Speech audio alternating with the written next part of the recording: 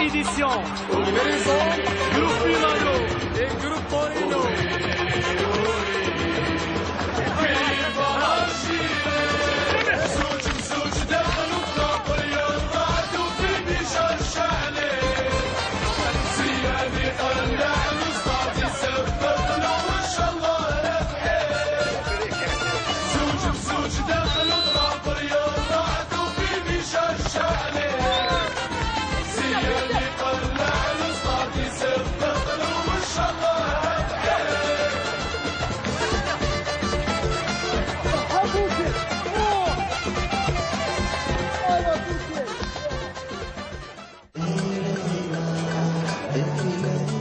Rafik Saïfi en tête du cortège.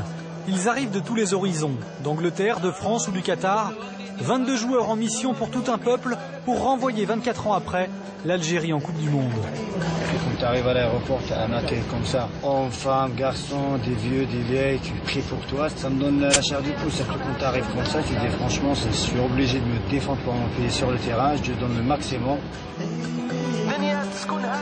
Une semaine pour préparer le match face au Rwanda, mais quelques minutes seulement à Saïfi pour prendre le pouls du quartier où il est né. Je suis très fier et très content. Alhamdoulilah. Toute l'Algérie là.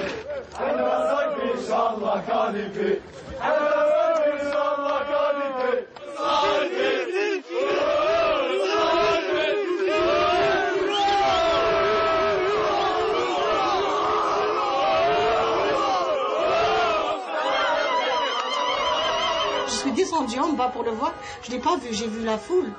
Il y avait plein de voisins, ses amis d'enfance qui le supportaient avec une très grande joie. Alors moi, j'étais aux anges.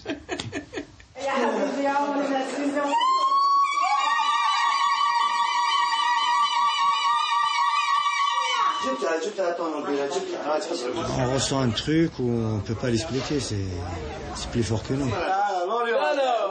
Et je suis prêt pour entamer la semaine avec un moral bien élevé.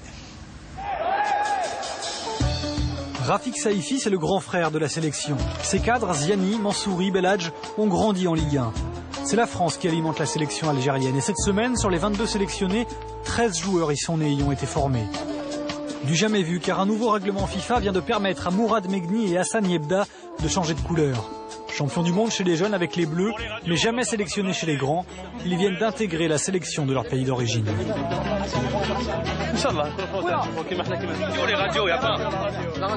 Alors il y a bien une première réaction à ta convocation à l'équipe nationale quand tu l'as reçue. Je suis fier d'être ici. Moi, je ne veux pas dire que j'étais surpris parce que voilà, c'était déjà fait un peu avant. Les joueurs, je les connais tous déjà avant. Je connaissais Karim Ziani, Belhadj.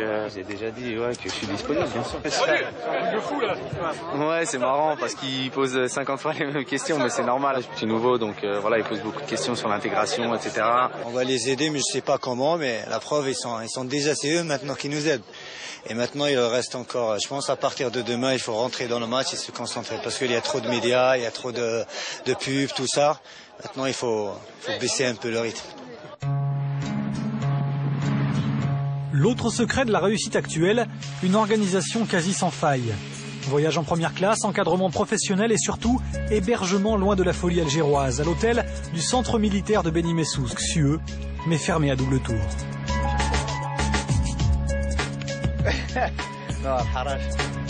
On a Beni Messous, il fait chaud, la vie est belle. Tranquille. Une sélection aux petits soins.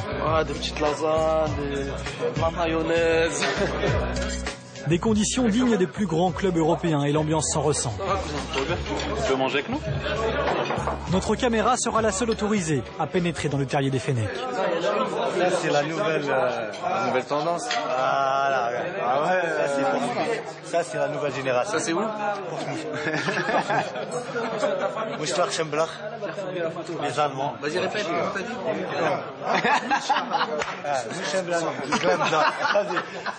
Redis-le. Mouchen Gladbach. Ah, tout doucement, non, redis-le vite. Toi, dis-le. Voilà, tu vois. Gladbach. Voilà, c'est ça. Les Algériens d'Europe, les immigrés comme on dit au pays, et les gars du bled, aujourd'hui tout le monde se mélange. Une intégration enfin réussie amène les bons résultats, Je t'aime, maman. car tout le monde y trouve son compte. Au début, on regarde d'un mauvais œil, mais après, quand on voit que les résultats sont positifs, en fait, on s'aperçoit que c'est nécessaire aussi. La plupart des joueurs qui évoluent en équipe nationale et même la plupart des titulaires, excepté moi qui joue à Sétif, mais j'ai été formé à Lyon, sont formés en France, quoi. Au niveau football, c'est intrinsèque, il n'y a pas une grande différence. Mais c'est au niveau, on va dire, intelligence dans le jeu, au niveau tactique, où on sent que certains joueurs ici ont quelques lacunes, en fait, qui est dû au fait qu'ils n'ont pas été formés, on va dire, dans certains centres de formation.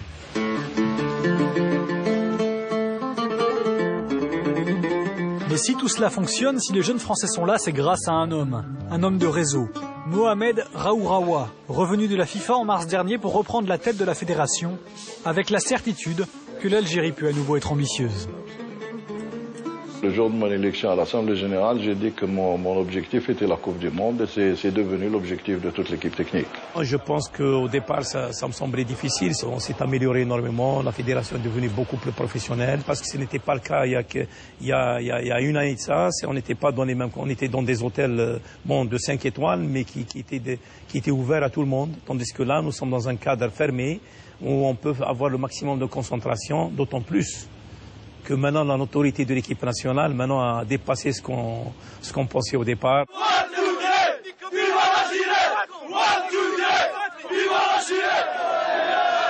Alger, jeudi matin, les places sont en vente. Enfin, à 4 jours du match, premier signe perceptible de l'impatience de tout un peuple.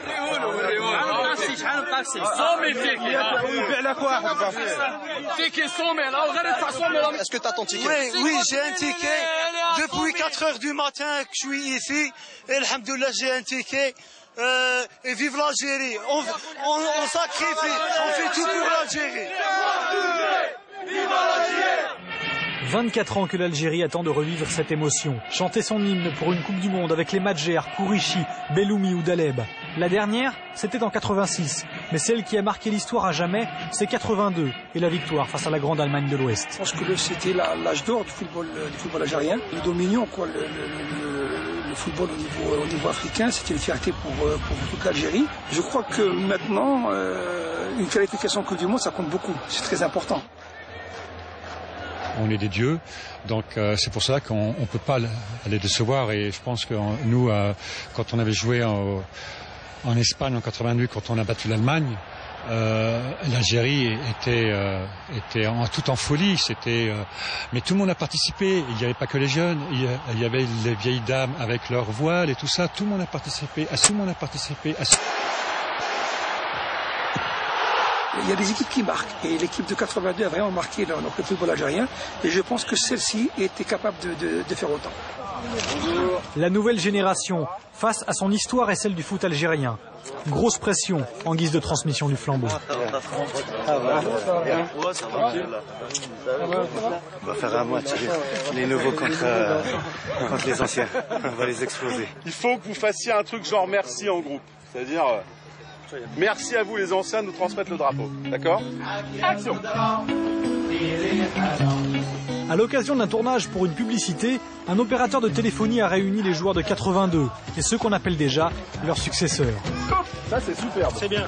Mais attention, le succès enivre. Depuis 3 mois, les joueurs sont partout, en 4x3, sur les abribus, ça rapporte. Les recettes de la fédération ont été multipliées par 10, un pactole bienvenu, car le socle reste très fragile. Peut-être le déclic, si une politique hardie est suivie derrière une qualification, Inch'Allah, en Coupe du Monde. Donc, il ne faut pas se gargariser, dire que nous allons en Coupe du Monde, c'est fini, nous sommes les meilleurs. C'est pas vrai. Le symbole de cette fragilité, c'est le club leader du championnat, le Mouloudia d'Alger. Son entraîneur, le Français Alain Michel, doit composer entre instabilité chronique, errance et gaspillage.